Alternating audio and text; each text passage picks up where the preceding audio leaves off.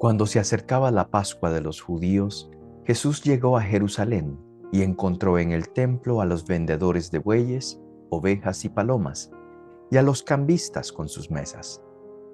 Entonces hizo un látigo de cordeles y los echó del templo, con todo y sus ovejas y bueyes. A los cambistas les volcó las mesas y les tiró al suelo las monedas. Y a los que vendían palomas les dijo: quiten todo esto de aquí y no conviertan en un mercado la casa de mi Padre. En ese momento sus discípulos se acordaron de lo que estaba escrito: el celo de tu casa me devora. Después intervinieron los judíos para preguntarle: ¿qué señal nos das de que tienes autoridad para actuar así?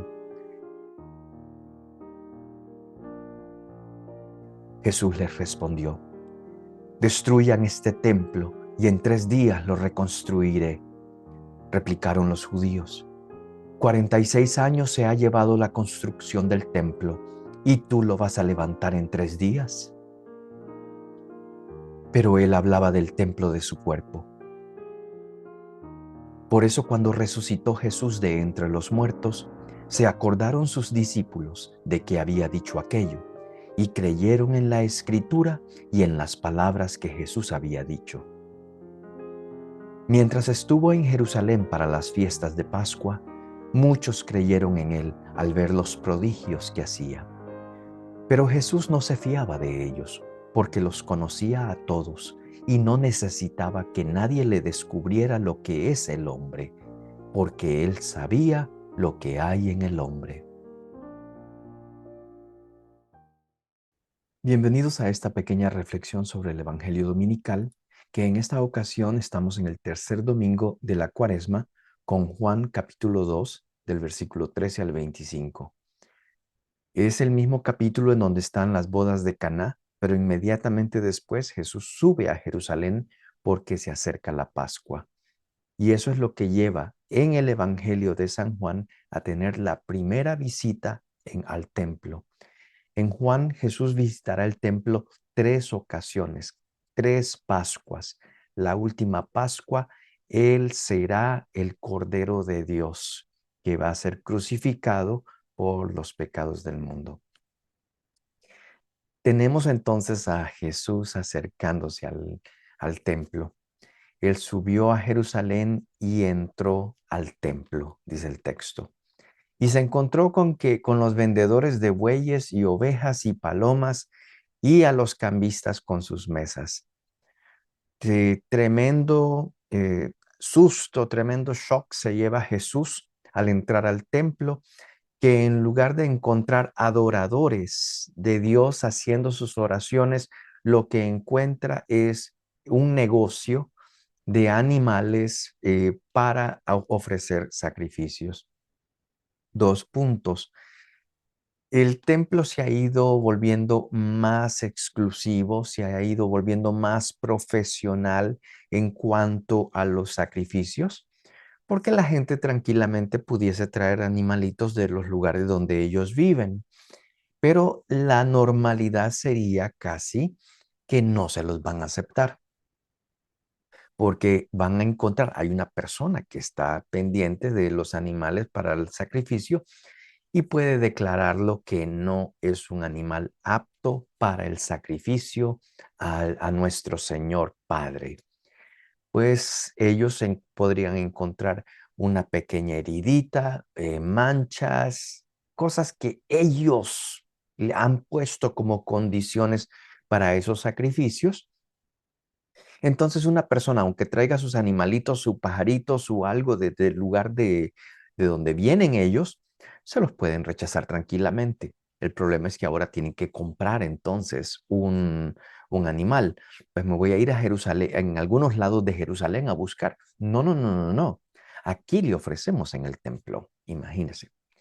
Entonces así, los que ya están aceptados para el sacrificio se encuentran allí.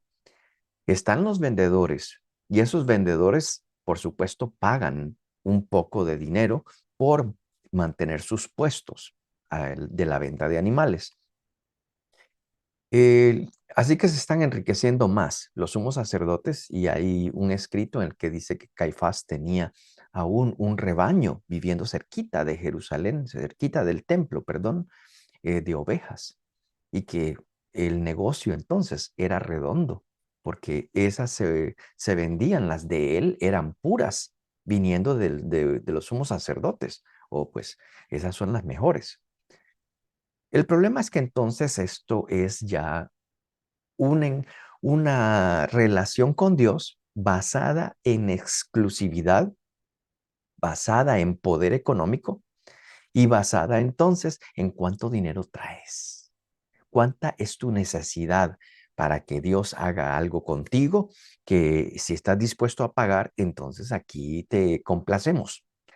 Ese es un negocio negro, feo, justamente que no tiene nada que ver con lo que es el Dios de la palabra de Dios y menos con Jesús. Jesús, por supuesto, se horroriza al ver eso y comienza entonces a voltear las mesas. Esto se ha vuelto un mercado entonces. En lugar de tener alabanzas al Señor, lo que se escucha es el dinero y el negocio para poder vender. Se están aprovechando del pobre en la casa de Dios. Lo más importante no es el Señor, sino su negocio. Jesús voltea, hace un látigo, dice el texto, de cordeles y los echó del templo. Esa parte me encanta porque no solamente está diciendo está mal lo que están haciendo, pero no deberían de estar aquí. Esto fuera, ni la casa de mi padre no es para comprar favores, no es para hacer negocio, no es para aquellos que tienen suficientes medios que entonces puedan comprar el sacrificio mejor, porque entonces les va a ir bien.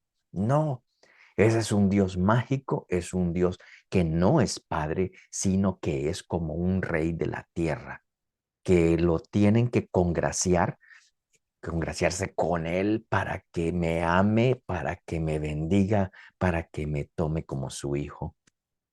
Él te ama, es tu padre. Así que, y eso es lo que Jesús ha experimentado. Lo conoce por experiencia propia cuando se escuchó, este es mi hijo amado y en él se complacía el Padre.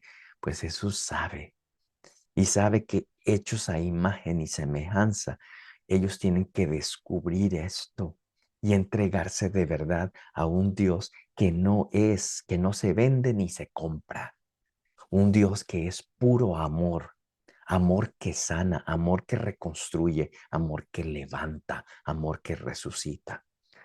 Así que todos los negocios en ese momento de bueyes o ovejas, los cambistas de moneda, porque también no admite el templo en ese momento.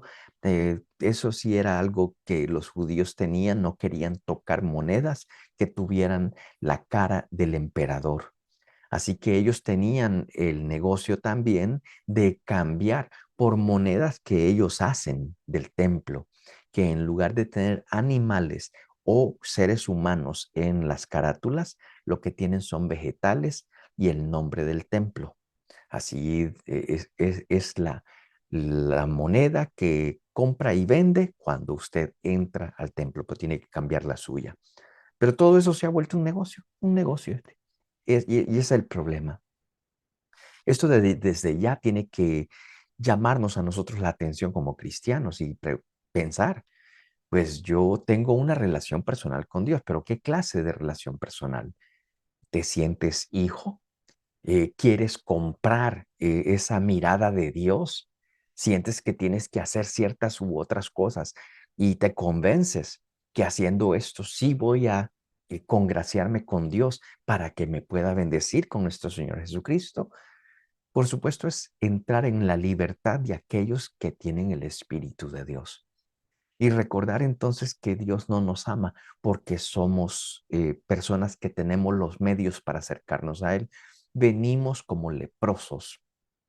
Ese es el Jesús que sin vender nunca un solo milagro, abraza, levanta, resucita. Pues entonces calidad de conciencia que podamos tener nosotros tiene que ser evaluada cada tanto para no pensar que porque estoy enfermo, porque tengo limitaciones, porque no me siento bien, me siento inadecuado, sabrá Dios qué está pasando por la cabeza, las emociones, los retos en el trabajo, la familia, y que uno pueda pensar, ay, Dios mío, ¿será que Dios me está castigando? No, no, no. Hay muchas cosas que tienes que ajustar en tu vida, otras no las podrás controlar, pero todo eso tiene que ser entregado a las manos de Dios sin negocio, sino con mucha confianza y pedirle que por lo menos, como yo no puedo hacer que nadie se convierta, que por lo menos me convierta yo. Señor, que yo sea presencia tuya para que se muestre tu gloria, que yo no trate de manipular las cosas, sino que trabajando, dando de un ejemplo y testimonio fuerte, que sea tu gloria la que se proclame. Pues por supuesto, entonces avanzo. Jesús entonces es esa dicotomía de la imagen de Dios negociante, para Jesús no existe. Él tiene Padre. Esta es la casa de mi Padre. Y es necesario nosotros también entonces evolucionar a esa conciencia. Los discípulos se acordaron, dice el Salmo 69, el celo de tu casa me devora. Y los discípulos se acordaron de ese versículo y dijeron, wow, este Señor tiene un amor por su Padre que todo insulto, toda aquella cosa que distorsiona la cara del Padre, Jesús la arranca de raíz.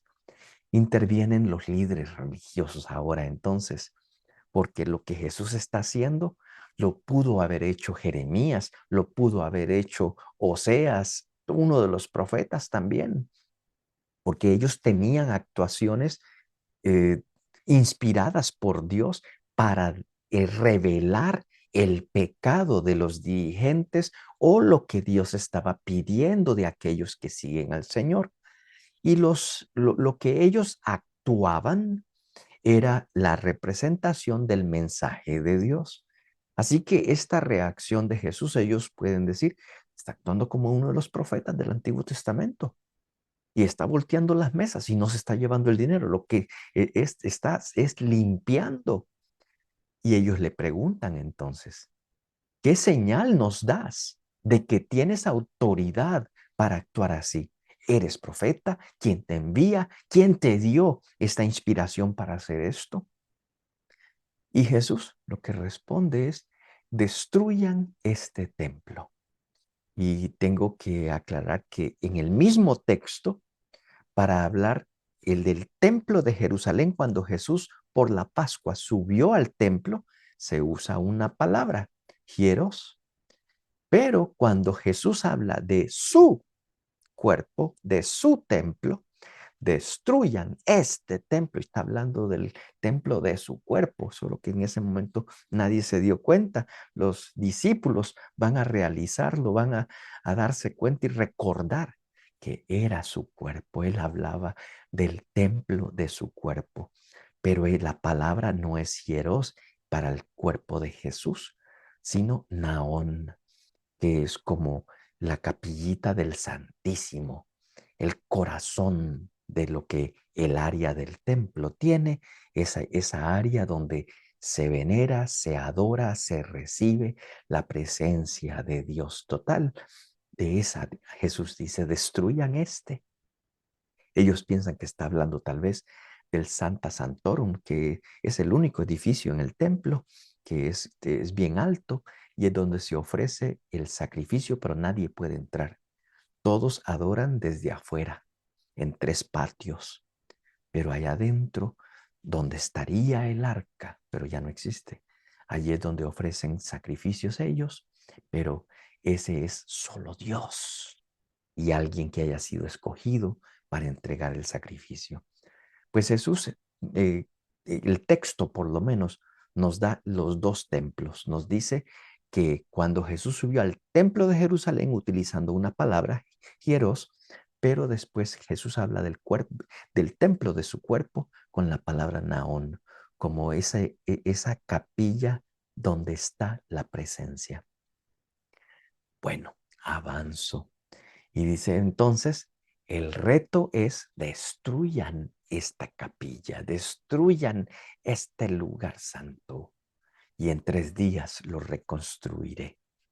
Ellos, por supuesto, piensan en todo el complejo del templo físico. No ven en Jesús, que Jesús es el lugar donde está Dios, Dios está, Él es Dios, Él es el templo, su cuerpo es el templo. Y ellos replicaron entonces 46 años, se han llevado a la construcción de este templo y tú lo vas a levantar en 3 días.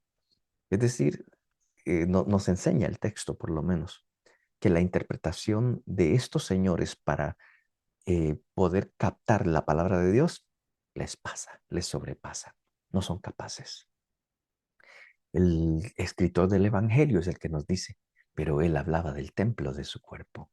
Él hablaba de esa área santísima que era su cuerpo. Bueno, ahora cuando Jesús resucitó de entre los muertos, dice el texto, ellos se acordaron de que Jesús había dicho aquello y creyeron en la escritura y en las palabras que Jesús había dicho. Es decir, confirmaron todo esto. Y eso es en la resurrección. Pero luego también ellos van a ser testigos que el templo de Jerusalén lo van a destruir. Y entonces ahí sí van a quedar ellos como todo lo que Jesús dijo de una y otra manera se llevaron a cabo. Pero el templo del cuerpo de Cristo sí resucitó. Y el templo físico ya no existe más. Ahora solo queda el verdadero templo, el santísimo de los santísimos, Cristo. Mientras estuvo en Jerusalén para las fiestas de la Pascua, continuaba el texto, muchos creyeron en él al ver los prodigios que hacía. Pero Jesús no se fiaba de ellos porque conocía a todos y no necesitaba que nadie le descubriera lo que es el hombre. Él conocía lo que está en el hombre.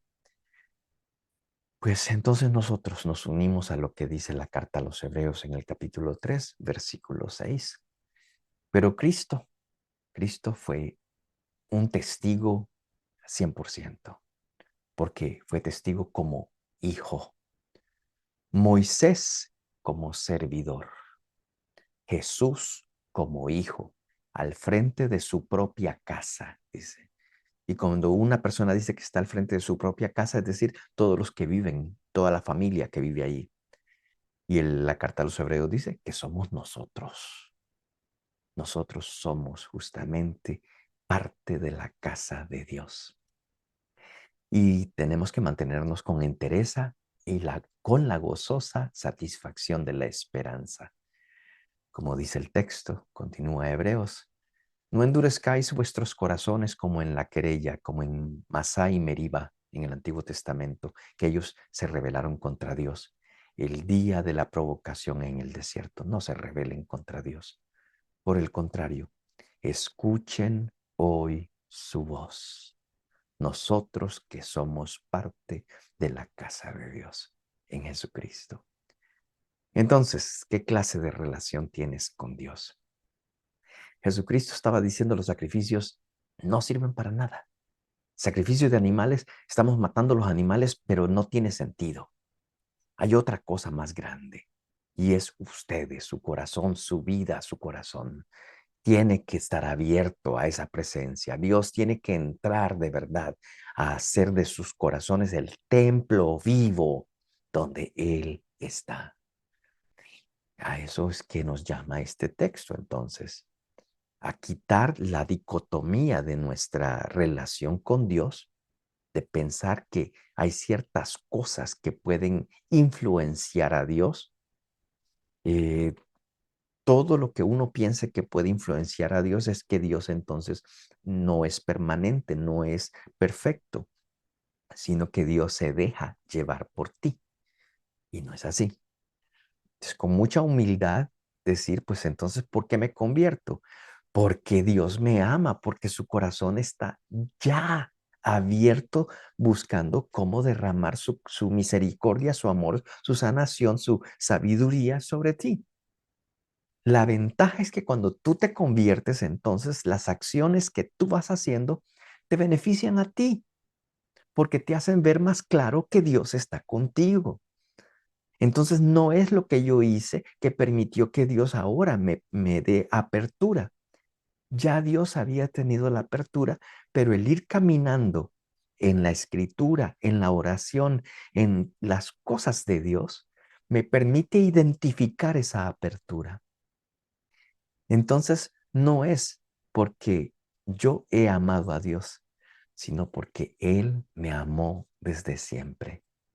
Déjate amar, pero persevera para que no le pongas condiciones a nuestro Señor. Dios te bendiga.